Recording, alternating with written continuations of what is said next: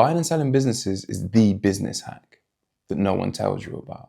So if you want to step through that door too, then do me and yourself a favor and subscribe to this channel. And if you've built a brand, sell the brand. This is the Brand Exit Podcast, where we guide brand builders through the M&A industry. If you want to receive the full value of your life's work, you're going to need a team of specialists. We cover brand value. To meet the rest of your team, the best place to do it is in person at the Acquisition Collective event. That's where we'll be, and we'll see you there. Today's episode is with Jordan Spittle. I grew up with the Spittle family and watched them grow the Qube in the purest form of brand building, with honesty and consistency. It's the perfect example of building a brand in an industry that dismisses it.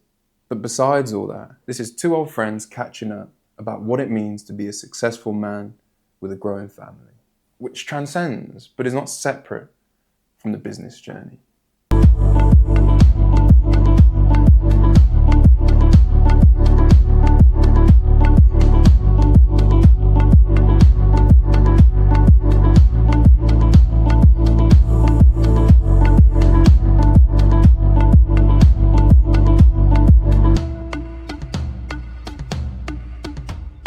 The construction industry isn't necessarily known for being brand-led. Why did you focus so much on building the brand so early on? Honestly, I can't take any credit for the start of that. I remember having like Dad's logo on the shirt and stuff. Like that was the start of the Qube's brand. Brand is everywhere. You know what, I've heard what Mick does now is he comes in, drops truth bombs, drops the mic and heads off. Absolutely, he did one today. But listen, I wouldn't have it any other way. At some point you have to stop competing on price. We've all heard this person can do it cheaper. Yeah.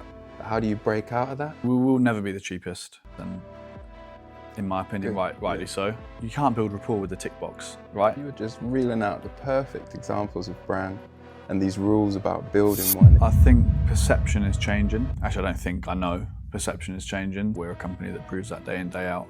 We're not building enough. We can't build 1 million homes that they say we need to build. Just utilising traditional construction, pretty much impossible. I want to roll back. Something's been bugging me in my head. You didn't give yourself enough credit.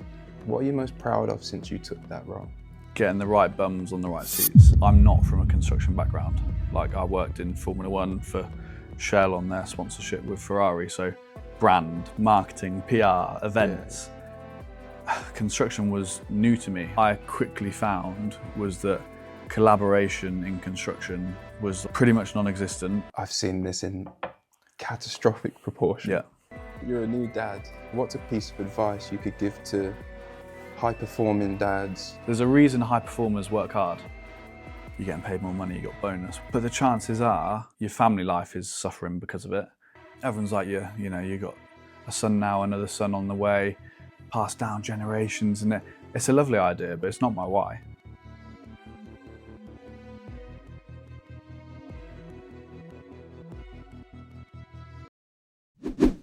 This episode is sponsored by Edgar Home. Designed in Berlin, their lamps are more than just lighting, they're atmosphere. With soft mornings, warm evenings, and a quiet touch of elegance that endures. I've had mine for over a decade, and it remains timeless. Explore the full collection at edgarhome.com, and in paid partnership with the Brand Exit, one subscriber will be selected to receive a complimentary Edgar lamp. Good luck.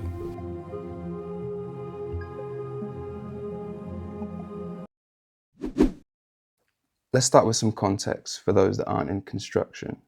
What is modular construction and why is it one of the fastest growing sections of the industry?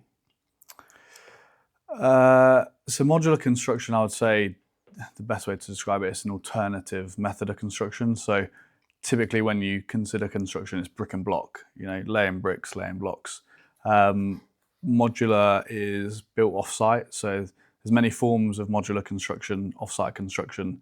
We specialise in panelised construction, so timber frame, sit panels ultimately make up the fabric of the building. So rather than laying brick and block, we're fabricating a building in a factory-controlled environment and delivering it like flat-packed, for want of a better word. I suppose that's a quality element, isn't it, really? There is, yeah. There's you know, obviously you can work with factory tolerances, you've got more control, and this ultimately it's quicker to build on site. So you can get watertight quicker, which means you can start the fit out internally quicker and so on. So it comes with benefits. So yeah, I would say when you classify modular construction, it's just an alternative method of construction. Yeah. And you took the reins from Mick and really took it to that next level. Trying. Yeah. About taken. You know what I've heard from Will actually that what Mick does now is he comes in, drops truth bombs, drops the mic, and heads off. Absolutely, he did one today. He rang me. He's like, "You need to speak to somebody about that," and I was like, "Okay, yeah, I do. Fair, noted." Yeah. But yeah, no, it was a couple of years ago now. We've had a plan in place for a while. We want to grow the business. We want to get bigger, get more competitive, get stronger. So it was always something that was a natural progression for the business. The fact that we're family is important, but for us, to take the business forward, it was the right thing to do. So yeah, that was coming up to 2 years ago. I've been in post as managing director. Mick is still very heavily involved in the business, as you say, come in with truth bombs and deal with this, deal with that. But listen, I wouldn't have it any other way. We bounce off each other. We work well together. We've both got different strengths and weaknesses, and that's why I think we've been able to take the business maybe a step further. But we want to be 10 steps further. Yeah. So there's lots going on. So has the mission changed, or is it just the way you deliver it? What was that high impact that you then implemented? Good question. For us, I suppose we always had in our heads, or I personally always had in my head, the business could go further than where we were operating at, which was successful. Don't get me wrong, nothing was wrong. I didn't need to come and change anything or break anything to go again or redo anything. What I wanted to do was just elevate our position in the sector and the sector in which we operate, get better than some of our competitors, deliver really well, and continue to grow and learn from the growth. Like, we've gone through a massive period of growth over the last couple of years and lots of mistakes. Yeah. But for me, if we're not making those mistakes, we are making mistakes because we're not learning from anything. Yeah. So we've had to make mistakes to get better. And I feel like the last couple of years, we're coming out of a real tough couple of years so much stronger. So it really excites me for the next few years. Yeah. So what would you say your North Star is? Are you still on that path, and you just adapt to the kind of evolution of the company? Is that what's happening? I suppose from like a targets perspective, and we don't just, so our mission is not just target focused, but from a targets perspective, we had to review that because we probably hit a couple earlier than what we thought we would. And that was a good position to be in. But there was a lot of work to be done still. So we're still on track, but we're almost analysing mission and vision like almost monthly, because things change so quickly in construction. Opportunities come, opportunities go. So we've got to be agile. And for us, the most important thing for me and anyone in our business is our agility. Like, we're really agile as a company. We make decisions really quickly for the betterment of our clients. And that's really important to stay on top of everything. Yeah. And you've got that kind of guiding principle, which means you can change with the times and be agile. Absolutely. The construction industry isn't necessarily known for being brand-led, but it's my favourite part. It's my favourite when you find those kind of industries that brand is typically ignored in, actually. That's where it makes the highest impact. And so why did you focus so much on building the brand so early on? Honestly, I can't take any credit for the start of that. It was all, genuinely, it was all led by Mick. Like, I remember, when we played at the ONs, being under 6, under 7s and having like Dad's logo on the shirt and stuff. Like, that was the start of the Qube's brand. And we wanted to be associated with the rugby club, the football club, the cricket club. So that's always been instilled in me in terms of like community, sponsorship. Like on the wall. Exactly that. Brand is everywhere. So 100% it was started by Mick. I've tried to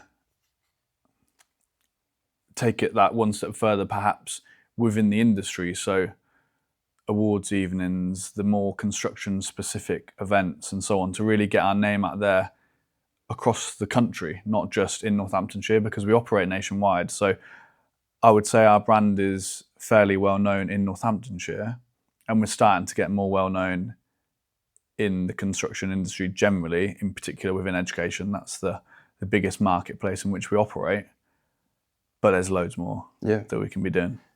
Brands, they need to start in that, it's called the smallest viable market. So you've always got to pick that little niche, that section of not just demographics, but psychographics, because you need to fit in with your tribe. Mm-hmm. And what you guys have really done, and I actually credit you for this, the reason I'm so brand focused is I remember those vans and having the logo on me, and I was just as proud as with the Qube logo as I was with the rugby badge. Yeah. And I honestly credit that as one of my initial sparks for understanding this is powerful, you know. And then you're involved with the family and the way that they support, and honestly, just amazing. I'm really glad you said that it started even before when we were kids. Yeah. I was 10 probably when we had the first, and it wasn't the Qube. The first logo that Mick had on the shirts when we were at the ONs was Loft Style, his company before the Qube, Loft Conversions. So that's when it started for me. And then, you know, going up through the ranks in the ONs, becoming like the academy sponsors. Then we did some stuff with the first teams. And, you know, I, as a 14, 15-year-old kid, when I see the first team running out in a Qube branded shirt, I had aspirations to play for the first team. Luckily, I did play a few games, not as many as I'd liked. It wasn't good enough. But, you know, seeing that even as a 14, 15-year-old kid going, that's my dad's company, I have aspirations to do the jersey proud for the ONs, but also, like you say, you're proud of the logo on the shirt as well. And it wasn't just that. It was Mick bought my first piece of art. It's still in the house, I think. I hope it is. Mick, it better be in the house. Yeah, it's gone. Chucked it. As well as some of the charity work that I've done. He was my biggest sponsor. And people ignore that. It's funny, the common suggestion is like, you know, at the start it's all about kind of cash flow and focus on product and things like that. But people forget that this is what gets you your leg up. Yeah. We're now talking about it in this way, which is going to reach tens of loads, maybe hopefully millions of people, and that's where it comes back around. And one of my favorite anecdotes is a guy buys an Aston Martin and he says, what won't surprise you is that I saw it on an advert. What will surprise you is I saw it when I was 10. 100%. It's that. That's it. If we, you know, for us, right, we're not going to sell construction solutions for, you know, our projects can be anything from 200,000 up to 5, 6, 7 million pounds. Like, sponsoring the ONs, is the chances are slim that it's going to directly impact an £8 million construction project. It might do, but that's not why we do it. We do it because we support the clubs that we're, you know, providing sponsorship for, or charities that we're working on behalf, volunteering for, whatever that may be. There's got to, in my opinion, there's got to be something other than just cash money related. And for us, it's support, I would say. Yeah. Staying on the subject though, you mentioned a £8 million project. At some point you have to stop competing on price, because it's a heavily commoditized industry, isn't it? We've all heard this person can do it cheaper. Yeah. But how do you break out of that? Definitely. We will never be the cheapest on price, and in my opinion, rightly so. we will offer a point of difference in terms of agility, client relationship management, project management, building trust, all that kind of things that comes with. It's got nothing to do with going to build something, really. It's the softer skills, it's the relationship building, it's the, if you can't get hold of your project manager, or the QS working on the scheme, the client has my number. Like, we're not a big hierarchical company. There's 10 of us. We can't be like that. We're flat in structure, and we all adapt and respond really well to each other and dig in and roll our sleeves up. So for me, it's back to the price point. We will add so much more value on top of any price differentiator. Yeah. And it's communicating that to the client. And it's tough in public sector because you tender a lot of work, right? So sometimes you can't build rapport. You can't build rapport with the tick box, right? Yeah. Tender opportunities are tough because you can't meet the client and end to end. Sometimes, it'd be a great position to be able to negotiate. That's really tough in public sector work. So you've got to stand out from the crowd when you're in public sector. And if us having a slightly elevated brand allows for us to do that, then brilliant. But we'll add a lot more value than just cost. And if we can communicate that in the right way, we'll continue to win more work.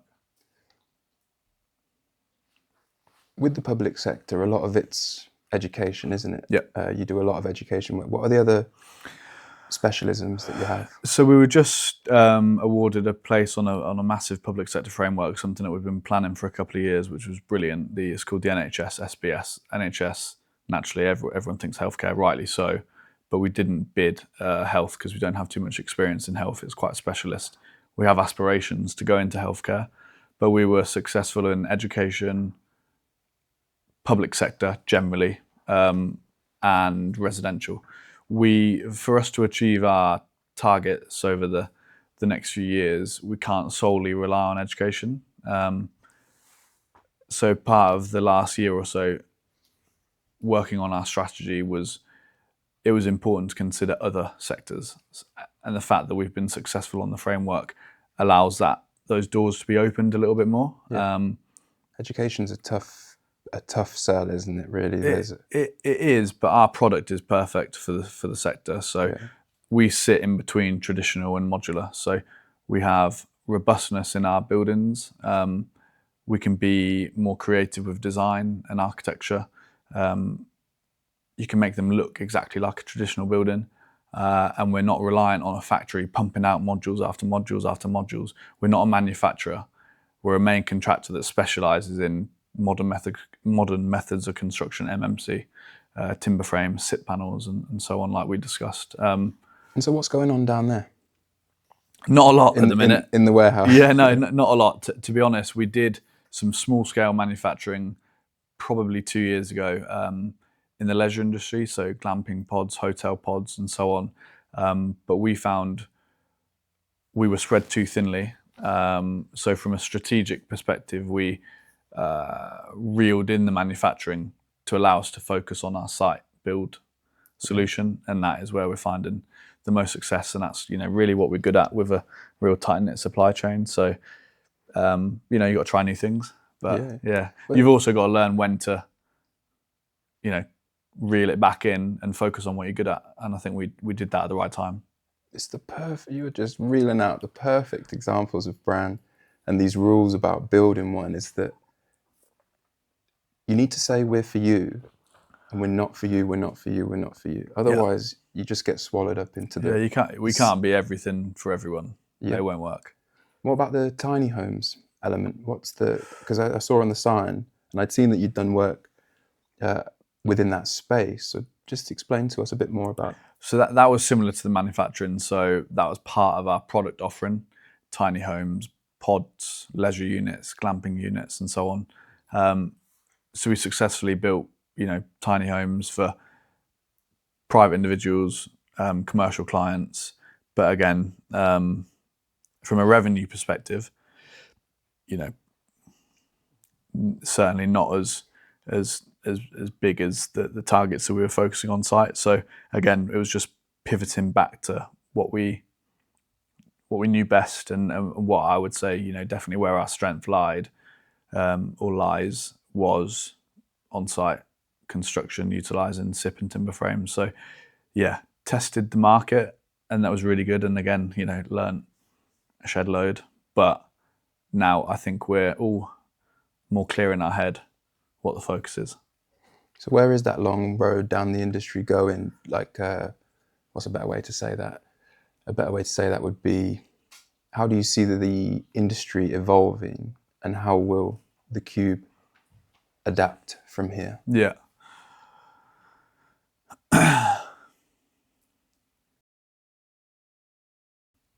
I think perception is changing. Actually, I don't think, I know perception is changing. So there are alternative ways to build than traditional construction. People are proving that day in, day out. We're a company that proves that day in, day out. And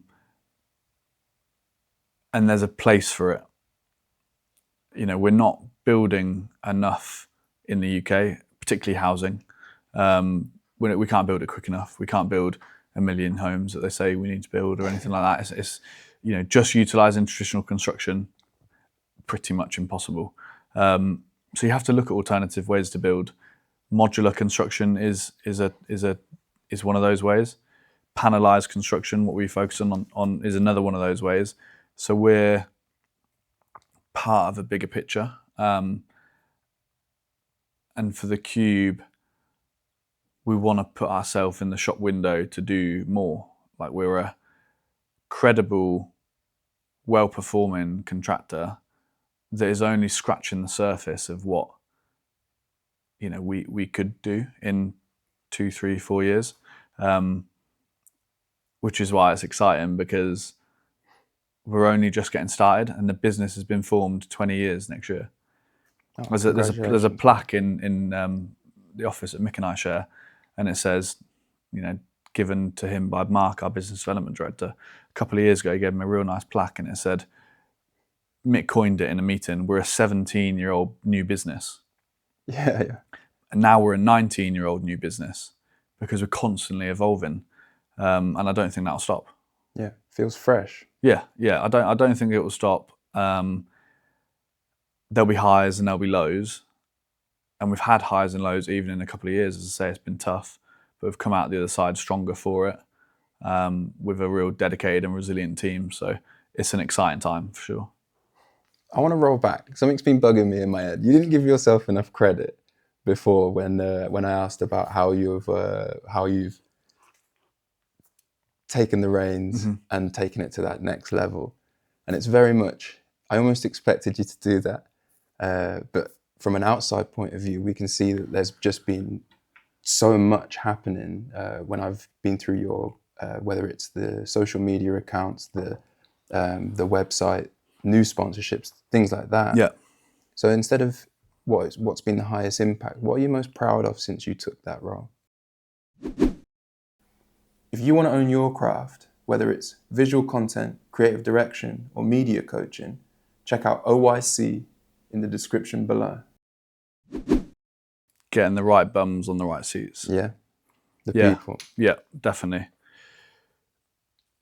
And we've not kept hold of everyone that has joined the business over the last few years, and I wouldn't say that would be normal anyway. People come, people will go, and so on. But it's about getting the right people on the bus. I heard it on a podcast once. I think it was one of the high performance ones. And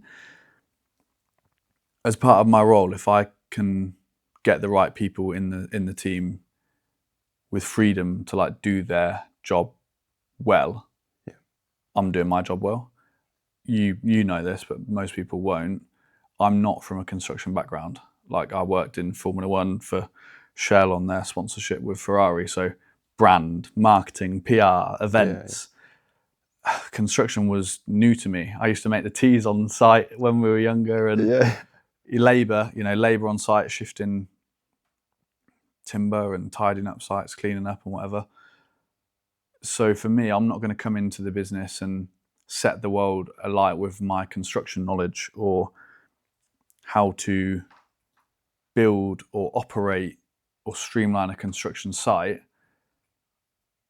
but I'll get a team around me that can, and I'll look at it from a different perspective.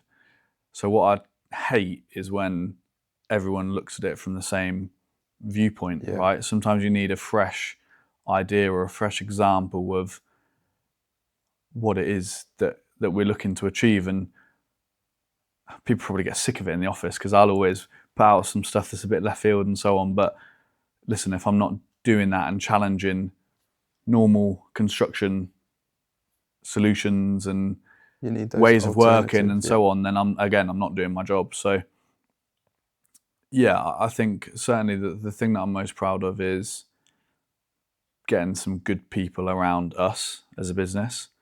And I suppose second to that, I'm most proud of the opportunity that lies in front of us. So what makes someone suitable for the Qube? And just before, I was at a networking thing the other day, and it was quite controversial what I said, where to me it was fairly obvious, and it was like you said, it's almost one of those unspoken truths, where if someone doesn't quite fit, and like you said, people come, people go, and you've got to be on that.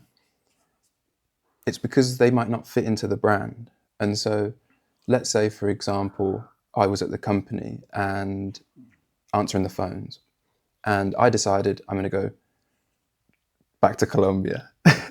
The person that replaces me, it was always the brand answering the phone. It's all right. I've got a bit of a gift of gab and all that kind of stuff, and I'm a undertone to the brand for sure. But it has to be that kind of brand first. Yeah. And it shocked the person I was speaking to when I wasn't saying it was all about it was about the person. It was about the people coming together with the brand. Is that what you found? I needed to bounce that off of someone. Yeah. I suppose, given like my background in partnership management, sponsorship, whatever you want to call it, it was very different to construction. So when I joined the business 7-8 years ago, I worked under everyone else as, whatever, sales, bit of marketing, bit of sales, bit of project management, a little bit of kind of design coordination to try and get a good understanding of the business.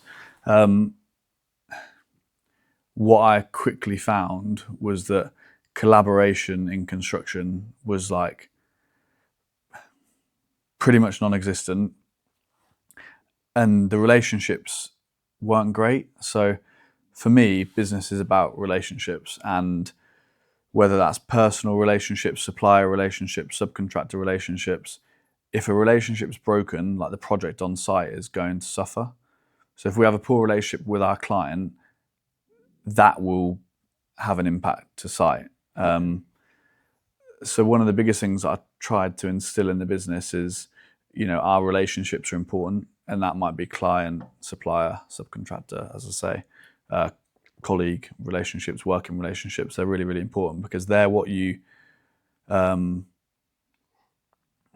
do I phrase it? They're what you lean back on, like when times get tough. If you're having a real tough time on site and a project manager's got a great relationship with the client project manager, you ring up and you have an open conversation. Whereas if you're scared to talk to the project manager because your relationship's gone to shit, what have you got to fall back on? The project's just going to continually suffer. So I suppose we're slightly different in the way that we approach relationships with our clients, with client consultants and so on. And that's, I would say, is instilled, don't like to blow my own trumpet a lot, you probably know that, but it is important to me that we maintain good relationships, and coming at it from that approach is probably slightly different than your standard main contractor mentality, which can sometimes be quite bullish and quite, we're the main contractor, you work for us, you do what we say. Yeah.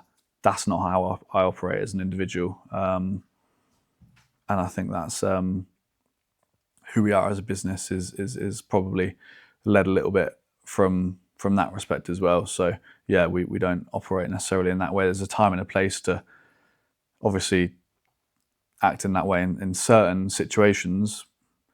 Handful of times we've done it, but nothing normally a phone call or a visit to site to have an open and honest conversation can't fix. And that's rare in construction from what I've seen. I was just about to say, I've seen this, exactly what you're warning about. I've seen this in catastrophic proportion. Yeah. Working in Australia on, it was just a short period of time, but it was, I liked it. I love construction, actually. Again, This is why I've got an affinity with the industry. And it was a solar farm. We were the civil engineering part. There was the electricians and there was the main contractors and things like that. And it broke down after, not after 2 weeks, sorry. I was there for maybe 4 or 5 months, and it crashed in 2 weeks. Yeah. Properly. Yeah. And it was... Businesses go down when shit hits the fan, like from a relationship perspective. Yeah. Like, there's big risks in construction. If you don't manage them and mitigate them, yeah, it can get messy real quickly, which is obviously what happened in your scenario. Yeah, and you need the balance. It's not to get rid of the thought process of needing those foundations. For example, you might need the right contract, and to be that was again one of the best advices I've ever had is make sure when you write contracts they're win-win. Mm-hmm. You both concede a little bit so that you can both win. Yeah, absolutely. And that's the first place people think, and it's like legal and it's like monetary first and this and that. But then actually there's that extra element which is intangible but so valuable. Yeah, completely. And you're just literally saying exactly what I was thinking in the back of my head. It was a hypothesis, I suppose, but no, it's good to hear it firsthand. And keeping on people, this wasn't even slightly part of the plan, but as soon as we walked into the room, this is the first thing we noticed. Is there anything on here that is one of the proudest, or?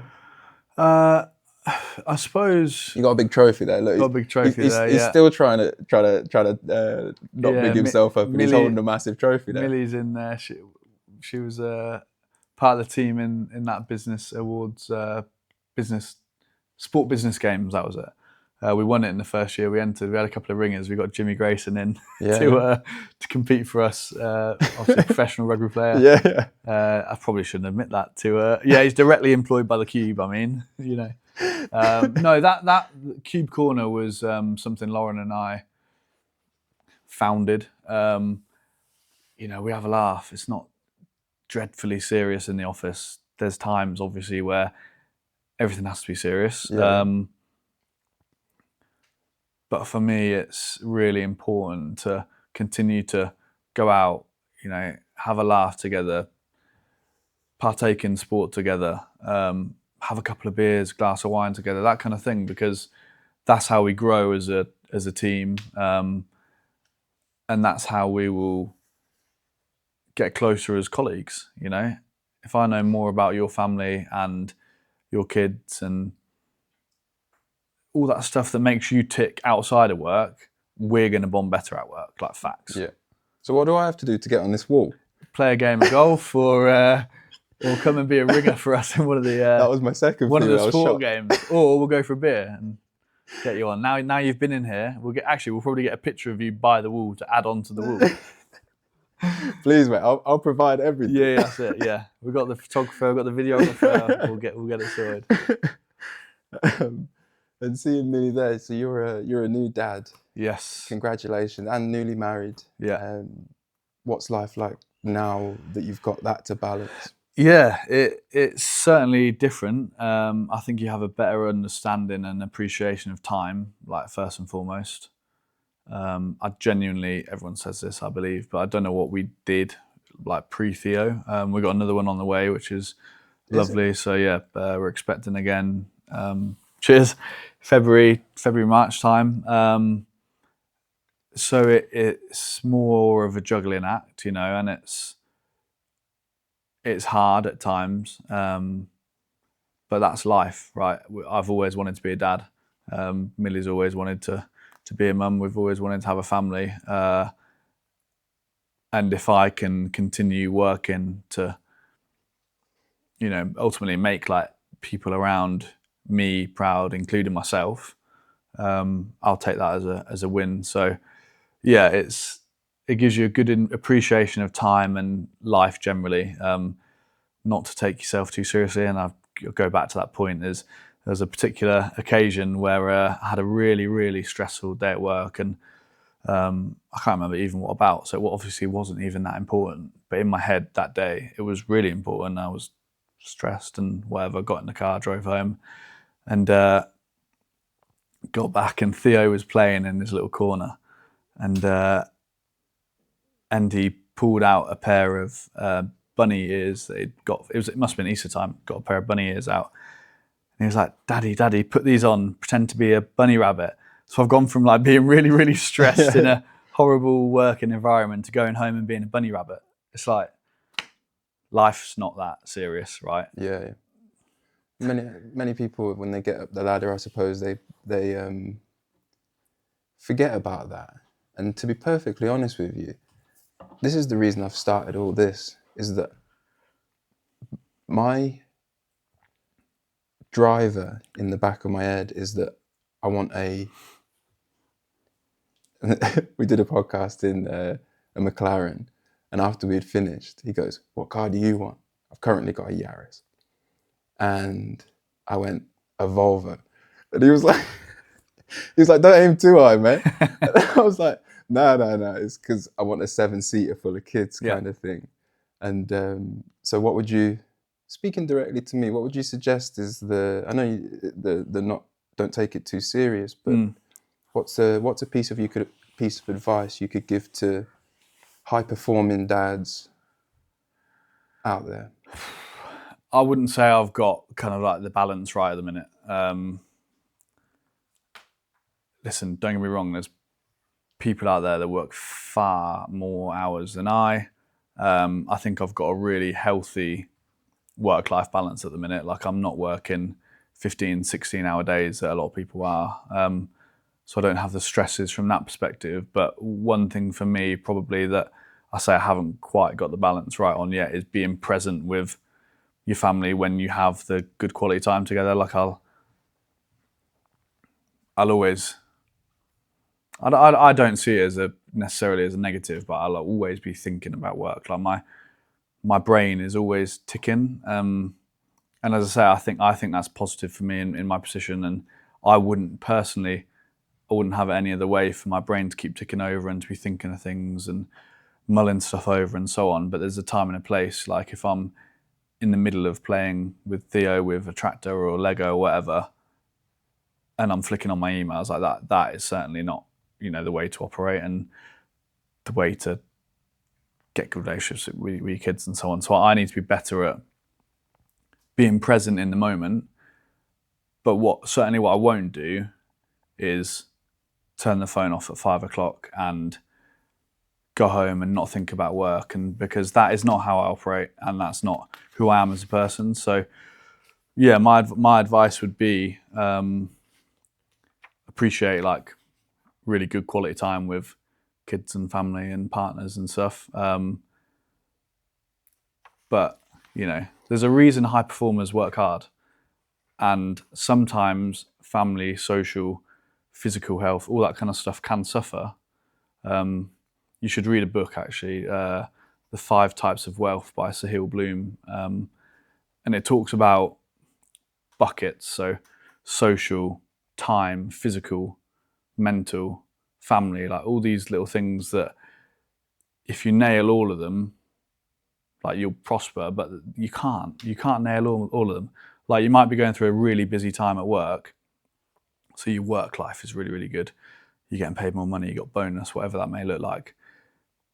But the chances are your family life is suffering because of it, and probably your physical health is because you're in the office a lot more. So you don't spend much time at home, or you can't go on the run because you've got to get to the office at 6 a.m. and normally you run then and whatever. So it's just about balancing like all the different aspects of your life. And yeah, I suppose. Well, the part there that you've not addressed is that you're also responsible for other people's families. Yeah. This is the ship that holds the stability of so many people, and even further than that, like you said about the contractor relationship. Like if you don't do your part, and this suffers, and so I wouldn't be too hard on yourself in that sense. And if you leant the other way, too far the other way, that's that's a major problem. Yeah, exactly. I think there's always going to be an element of pressure in like leading a team. Like that's natural, right? And that's normal. But again, I think that you touched upon it again, the relationships bit and understanding. You know, everyone talks about like your why. Like, I'm going to be honest, I don't 100% know what my whole entire why is at the minute. Yeah. I don't think I need to have it all figured out in my head just yet. It will come. I'm confident of that. But like my why now is because I enjoy leading a real good team in the business. I enjoy the opportunity that has presented itself to me from me moving back from London 8 years ago to join the family business. And I'm excited by what could be in the next like 5 years. So that would be my why at the minute. Everyone's like, you know, you got a son now, another son on the way, passed down generations, and it's a lovely idea, but it's not my why. You know, I'm not sat here saying I want Theo to be MD of the Qube in 18, 19 years, 20 years, whatever it may be. It might be a nice story, but it's not my why at the minute. And I'll always be like true to myself and true to others and authentic. And listen, that's important in brand and business as well, because as I say, people will come and go, but you can always fall back on like who you are as a person. Like at work, I want to be known as a good boss. I want to be known as someone that gets stuck in, doesn't sit on a high horse and demand and whatever. You know, if shit hits the fan, I'll be the first one to try and help or whatever that may look like. A lot of the time, people far more experienced than I will be dealing with it anyway. But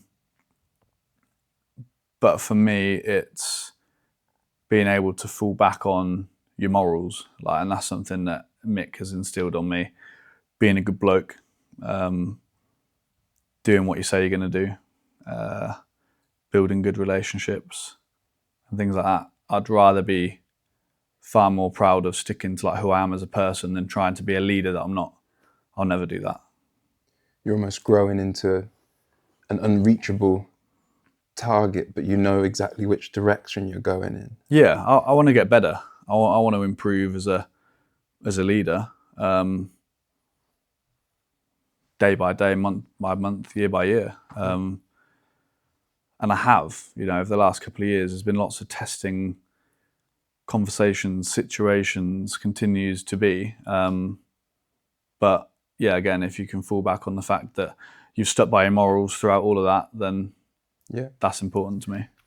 Another, you mentioned books, and what you're saying is, I recently read a book called The Gap and the Gain, and that is where you're dealing with the macro and the micro. So the gap is where you feel like you said, you've got targets, you want to grow, and the gain is how far have we come. And whenever you're in the gap, it's the gain that saves you. I do this all the time when I'm setting stuff up. I'm like, I'm going nowhere. I've got a day where I'm like, what? You're not drilling yourself away. I'm like, well, I'm just like, can you do this? And then I'm like, look how far you came. You've done more than what you thought you could even possibly do. Yeah. But the same way is that if you get to, oh, I'm good, then it's the gap that makes you go, no, I can be better at this. And that's not necessarily just business targets. That is personal ones. Like you said, you then think about your buckets and you're like, this bucket's empty. Well, there's a gap in there, isn't it? And so again, and they've got a podcast as well that goes with the book. And that's really what resonated with me. I did it's funny, you say you like look back on how far you've come. I did a LinkedIn post literally this week, and it showcased the first Qube that Mick ever built. You would have been in it in the old family home. 3.6 meters by 5.4, I think, something like that. 17, 18 square meter building, Qube, you know, the original Qube when we were in the domestic marketplace, Yeah. home offices, home gyms, music studios, and so on. And then I did a post of the current scheme that we're on in Milton Keynes. And so that building was 17 square meters. And the building we're currently working on is across 2 projects, across 2 buildings, but that's 1,500 square meters. Yeah. So I don't know what that is as a percentage. I'm not that clever, but that's big in terms of growth. But if we were just to rest on our laurels and say, you know, there's no reason why we can't go again and make that 3,000 square meters, 4,000 square meters, 5,000 square meters. We've got a really solid team now to be able to expand. You know, and some people will, I don't think there's any rhyme or reason, or, you know, some people say you can't keep striving, keep going, keep going, keep going. But my mentality and my personality and who I am as a person is we can keep getting better. Doesn't always need to be like monetary growth or project size or anything like that, but we can 100% always do things better. We'll never, ever, ever in construction, or I don't believe in any industry, like nail it. So as I say, that's the most exciting part for me is growth may come as a byproduct of building new buildings, bigger buildings, or whatever. But that development and the team pulling together and delivering things better, not just bigger, better, is certainly like there for the taking. And I'll always strive for that. So yeah, sometimes like, you know, you want to slow down a little bit, or no, we want to speed up. And I don't, you know, business coaches and books and podcasts and all that kind of stuff, you know, you can take in so much information and learn from other people, but ultimately like who you are and what you're about, just be yourself. Like I've waffled a bit there, just be yourself and try and keep pushing forward, keep learning. But as I say, like that's probably my biggest thing at the minute is the team are getting better, like day in, day out. And that's way more pleasing to me than us going to get like a really big contract. Yeah. Like if we deliver another contract better than we did our previous contract, that's more appealing to me, pleasing to me. Is there a reason that your team is 10 people and I've heard about once you get past 12, it tends to fracture. So do you feel like you've said it over and over, I suppose, but it's just reconfirming that is this intentionally kept small so that it's efficient and fits what you're trying to do for the now? Or Yeah. is there plans, like you said, to expand company size? Which one comes first, basically, is what I'm trying to say. So what I won't do is like flood the business with bums on seats, because overheads, as you'll know, can kill a business. Cash flow can kill a business. All these things can, you know, halt what you're trying to achieve.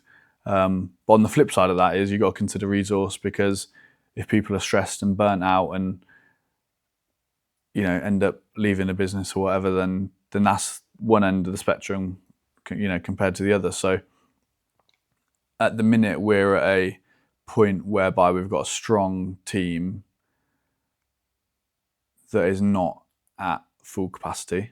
But when it gets capacity, we'll know about it, and we will invest in the right support for other members of the team to be able to drive us forward. So, you know, for us to go from 10 to 20 million, we will need, you know, some more support, a couple of more bums on seats. But what we won't need is to double to 20 people. Just because we're doubling turnover, it's not relative. Like, we don't need to go from 10 to 20 people if we go from 10 to 20 million. It's not, it doesn't work like that.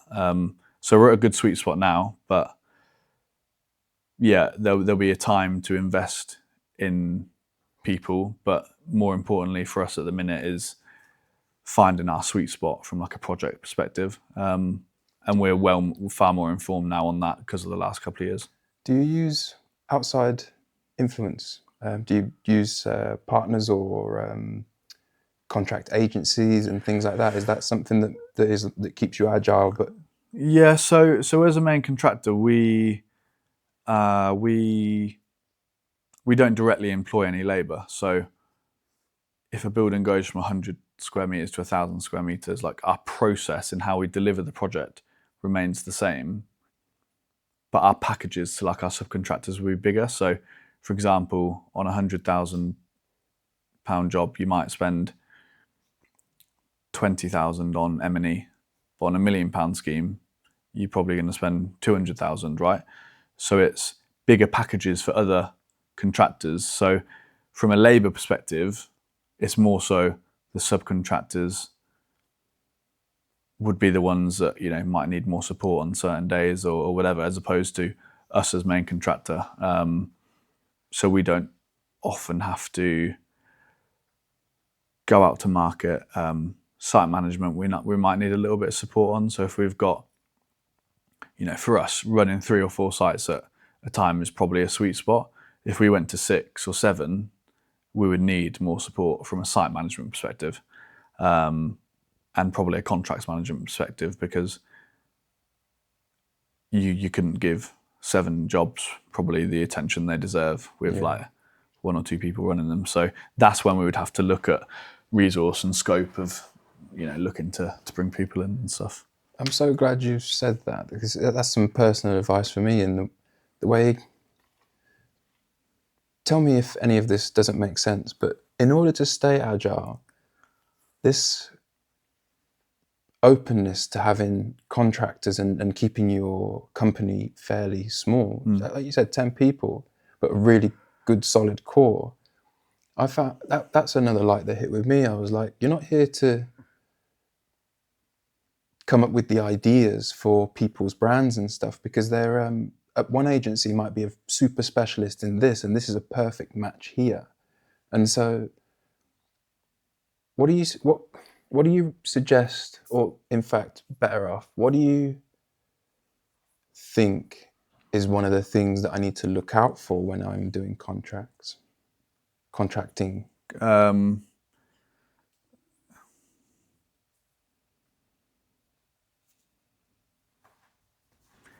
Who you're working with and who you're working for. I think if your morals, values, and everything don't align with like a client that you're pitching for work on or anything like that, it'll come out in the wash. Like it'll be affected, as I say, eventually. So I think if you can align yourself with other companies that you're like winning work for, or delivering for, if they're similar in, I'd say values and morals, so like what you're trying to achieve, like you've got a growth mindset, I can tell that. If you've got a client that's just fixed to the spot and everything's perfect and nothing, you know, unwilling to change anything or anything like that, I would say that one wouldn't suit you as a client of yours, or you know, it probably won't end up being the best working relationship. And that's the same, you know, with when we're looking to recruit, and we've done a little bit over the last couple of years, not loads, but it is that growth mindset, the fact that everyone's willing to learn and willing to get better and willing to get stuck in. Like, people need to wear different hats in this business, because, as you say, we are a lean team. You know, so any interviews or anything like that I'm involved in, I'll be completely and brutally honest. Like, you've got to be resilient. You've got to wear different hats. You've got to be open to learn. You've got to be open to new ideas, because that's who we are as a business. That's in our DNA. And Mark, who works for us, he always talks about the Qube DNA more than me. Exactly, the brand's talk. More than me. He talks about the Qube DNA. We are agile. We do make decisions that are, you know, best for our clients. And that's who we are as a business and as people. And not everyone will fit the mold. And I'm not saying everybody in the business needs to be exactly the same. That'd be the worst thing. Like I referred back to earlier when I said I probably look at things slightly different from a non-construction background. So definitely we don't want a team of people that are all the same. Absolutely not. But yeah, being forward thinking and open-minded, I would say is really, really important. Jordan, thank you. It has been so important to get you on. Obviously, like I've said, the Spittle family has supported me since day one, and it comes out in the business. You help so many people, and just in this short space of time, you've not just confirmed some of the stuff that I thought. You've given me another perspective on what I thought, and so Good. I'm so happy, and you being part of this launch of the podcast is deeply important to me. So brilliant, thanks again, brother. No worries. Thanks, Stevie. Yeah, man. Good? Did you enjoy it? Yeah. I loved it. Bro. It was wicked. It was just a chat. Although my phone started ringing at the end now, I was like, ugh. No, But luckily it was just on my watch. Oh, No, it was good. as long as you enjoyed it. I enjoyed it, mate. I think I said some stuff that I probably wanted to say for a while. Yeah? You know, in terms of like being a young MD and a leader of a business. If this was valuable to you and you want to see more, then subscribe. You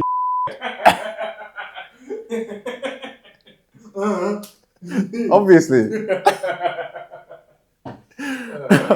We can use that.